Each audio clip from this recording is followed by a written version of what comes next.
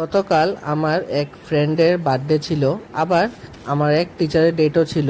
তাই আমরা সবাই মিলে ডিসাইড করেছি যে ওর বার্থডে সেলিব্রেটটা আমরা টিচারের বাড়িতে করব।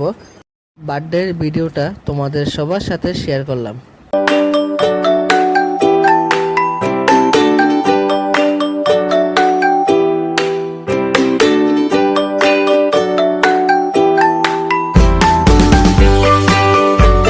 एक बात मुझे ये कहनी है, जो दिल से जुबां तक आई है तेरे जन्म का ये शुभ दिन। इस दिन की तुमको बधाई है, मुबारक ये घड़ियां